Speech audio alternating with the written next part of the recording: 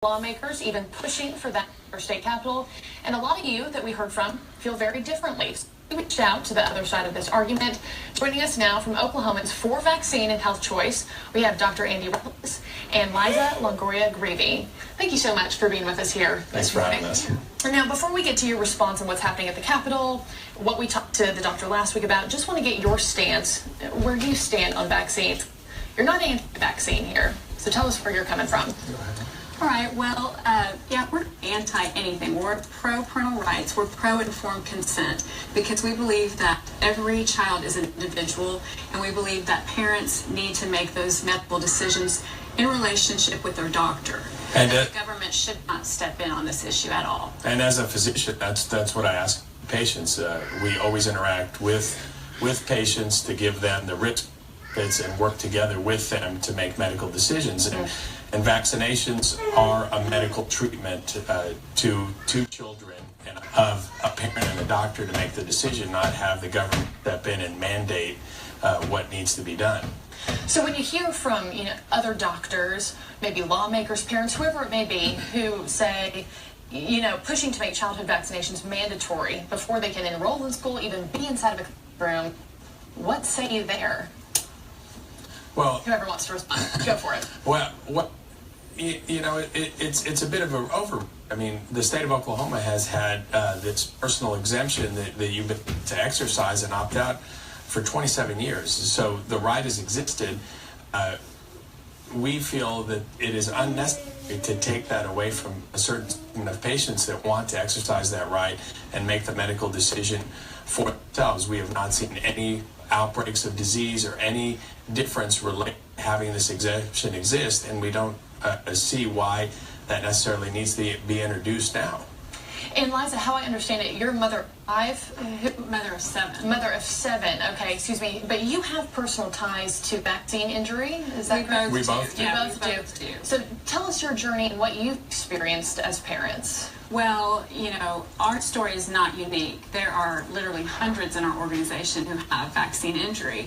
So we're very, my family's very well educated, as he's very trained. My husband's a PhD, and we researched car seats, we researched everything, but we did not research vaccines. We did everything exactly, per schedule that our doctor said, and our child was injured. And so it wasn't until after that occurred that we began researching, and we found out that what our child got was not what we got, that this new schedule is 3 times what it was for our generation. And then we also found out that we couldn't sue the vaccine makers for the damage and for the therapies and for the special food because our child's health was compromised. We had to go to a special court. So our eyes were woke up, and we began, investigating and making different decisions with other children. Yeah, we had a lot of viewers chime in about who would be liable there. And Doctor, are you certain, with 100% certainty, that those vaccines are to blame for these injuries that both Liza and your family have experienced? We feel very strong about it. My wife and I are both MD trained physicians. We trained at OU right down the street here from this studio. And we were much the same way. We did not research it. Medical training, there is very little that we are actually trained as physicians about these vaccinations.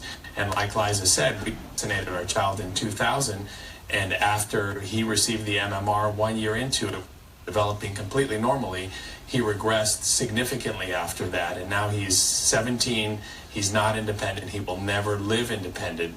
He has an IQ of 75, and he's been significantly impacted. And for my wife and I to both be physicians and to be out there on this and really risk the ire of our colleagues and be branded as crazy, we're trying to sound the alarm that the schedule is ballooned out of control. Since 1986, when the manufacturers got liability protection, you got to follow the money and basically say, why are we doing this now? Why are we vaccinating children against hepatitis B, which is a blood-borne disease, of sexually transmitted disease from the time they're born? Why are we giving people a vaccination for HPV, which is, again, a sexually transmitted disease?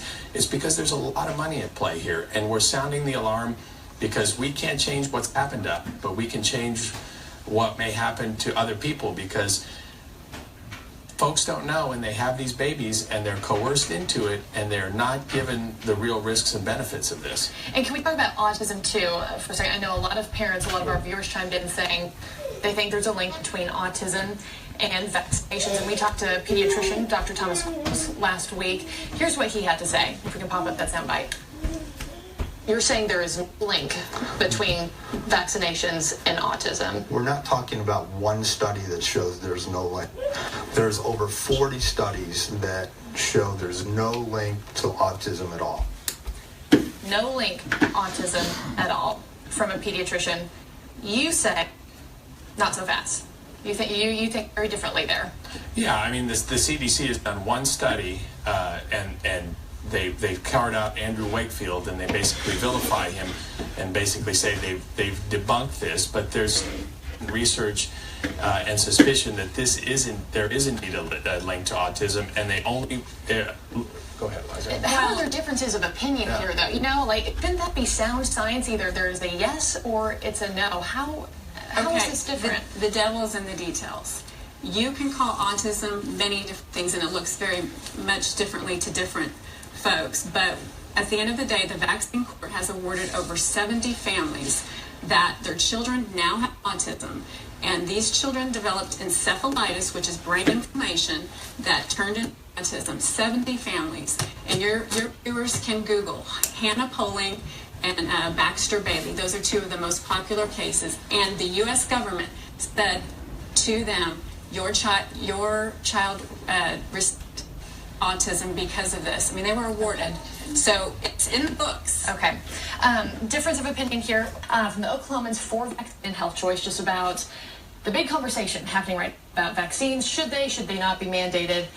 To start, we didn't touch on this last segment, exemptions. I think Oklahoma is one of 18 states that allows for exemptions. Where do you stand on exemptions and Bill 83 that's trying to abolish it? Well, first of all, there's 47 states that have exemptions. The only 3 states that do not have exemptions are California, Mississippi, and West Virginia. 47 states have non-medical exemptions. Sorry for my misinformation there, but where do you stand there in Senate Bill 83 trying to take it away? Well, we need these exemptions. Not everybody can get a medical exemption. We have vaccine-injured children, and we cannot get a medical exemption for our children and for their siblings that have the very same possible reaction. So it's ludicrous to think that we need to erode parental rights. And we need to make it clear that just because only 1.5% of Oklahoma students use exemptions, that does not mean they're unvaccinated. That simply means that those children have missed one vaccine or even one booster. And so when Senator Young talks about the MMR rates are at 90%, we don't know if those children have had the MMR and they just didn't get the booster at 5 years old. We're looking at numbers that are not accurate. And if we can pull up the one from Candace first, this is a question from Candace. She says, why do public school documents state a child cannot return to school unless they provide proof of vaccines required, yet fail to mention the current 3 vaccine exemptions offered in Oklahoma? Doctor, what do you say there? Well, I think it's a way of them coercing you into this medical treatment. They're keeping parents ignorant of their rights, that they have right now this right to exempt out for either medical, religious, or personal reasons. And I think the schools don't give parents that opportunity to know that they have this right, because everybody's different. We're taught from day one in medicine that there's no one-size-fits-all solution. There's no one medical treatment that's perfect for everyone. And again, when the state gets involved in medical decision-making, things go off the rails. These, again, are decisions that need to be made between their doctor and the patient. Not have the legislature get involved and play doctor. People are smart. They have a relationship with their doctor, and that's where the decision making needs to remain. And do you want to get your response on this too? We had Daylene Strickland write in. She says, if we have preventable options for very bad and contagious illnesses, why is it anybody's right not to get the vaccination and expect everybody else to a disease or sickness when their child is sick? Rights should not be the concern. Instead, health should be the main focus. Well, first of all, she's assuming that just because you get the vaccine, you're not going to get that illness that it's going to prevent, and or supposedly prevent, because we can see in the recent mumps outbreak, those cases, over 70% actually had the MMR vaccine. So can't assume that risk isn't everything. We cannot make any assumptions. Vaccines are not 100% effective. They're not the panacea. Okay. Absolutely. Actually, finding out that some of these vaccines are not even as effective as CDC or the company that made them is saying. Merck is actually involved in a lawsuit stating that they actually falsified the efficacy rates of their study, and their own scientists are blowing the whistle on them. Okay. Well, Doctor, last word here? Well, and that's what I was going to say. In 2006, there was the biggest mumps outbreak, and basically the New England Journal of Medicine did a paper looking at the problem was that the vaccine was ineffective because the majority of the people were vaccinated for the mumps and still got the mumps, and they said it was not attributed to any unvaccinated population. Okay. Doctor, thank you for your time. Liza, you as well. So much. Not anti-vaccine, just anti-government overreach, should be left to the families. Absolutely. Okay, thank you so much. And KOCO 5 News continues after this break.